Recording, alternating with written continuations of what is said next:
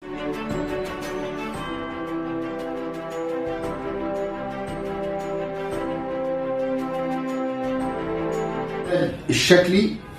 بقى عندي الاستعداد الموضوعي، بس احنا قلنا الشكل احنا بنبدا من بالليل، نايم كويس، واخد قسط من الراحه كويس عشان يكون عندك استعداد ذهني كويس.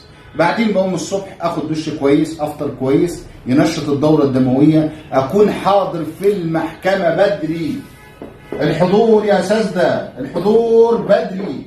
ما ينفعش محامي يكون محترم ومحترم مهنته ويجي متاخر، المنصه بدات والمحكمه بدات في الجلسه وهو جاي ايوه يا ريس حاضر فروض كذا ويلبس الربع. لا، ما ينفعش. ده محامي قراقوز، ده محامي مش محترم. لازم تحترم مكانتك، تحضر بدري قبل الدايره ما تكتمل، قبل الدايره ما تطلع على المنصه انت موجود ومستعد وجاهز للمراجعه. عندي الاستعداد الموضوعي. استعداد الموضوع هو باين من اسمه، باين من اسمه، ده موضوعي، استعداد موضوعي. الاستعداد الموضوعي يا استاذه بيتعمل على 3 أوجه.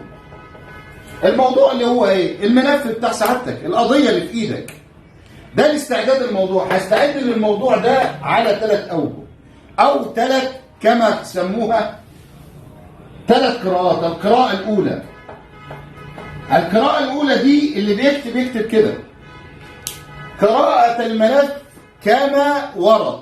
يعني انا هقرا الملف زي ما هو، زي ما في ايدي، هقرا حرف حرف، كلمه كلمه، جمله جمله، ورقه ورقه، هطلع على كل حاجه. يبقى انا اول قراءه الملف اسمها كده قراءه الملف كما ورد. القراءه الثانيه، قراءه اكتبها كده قراءه زمنيه. يعني ايه قراءه زمنيه؟ هقرا الملف بالتسلسل الاحداث الزمنيه. يعني انا بدايه وانا بقرا الملف فك الملف كله في القراءه الثانيه دي عشان ترتب الملف قراءه زمنيه. الاحداث الوقائع قراءه زمنيه. هتفيدك في ايه؟ في مره في بدايه المهنه اول ما اشتغلت محامي كنت حاضر في جنح الضرب في محكمه الرمل هنا، جنح الرمل تاني. فلقيت ان المجني عليه، عشان اقول لك اديك مثال على الزمنيه دي واهميه التسلسل الزمني، لقيت المتهم عمل المحضر الساعه 9:30 مساء. ده في اسم الشرطه الساعه 9:30، وانا برتب الاحداث ترتيب زمني زي ما بقول لحضرتك ده. لقيت كده ان هو عمل كشف طبي الساعه 9:30 مساء. يبقى هو بيعمل محضر وفي نفس الوقت كان بيعمل تقرير طبي في المستشفى الميري، مع ان المسافه ما بين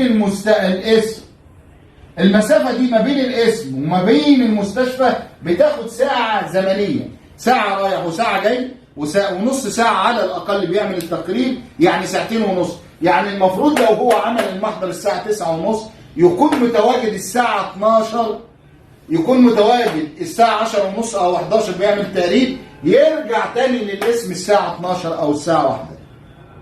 فالترتيب الزمني أكد ليه وللمحكمة إن في تلاعب وإن في تدليس وإن في كذب، فالمحكمة ادتك براءة من غير ما تكمل بقية القضية. فالترتيب الزمني ترتيب مهم جدا جدا جدا. القراءة الثالثة الثالثة دي هي قراءتي أنا. قراءتي ازاي اقرا القضيه. انا خلاص قريت القضيه الملف كما ورد، قريتها تبع التسلسل الزمني، استجمعت القضيه كلها عندي، اقفل الملف وابدا استجمع ذهني واحط خطه الدفاع. خطه الدفاع اللي انا هروح بيها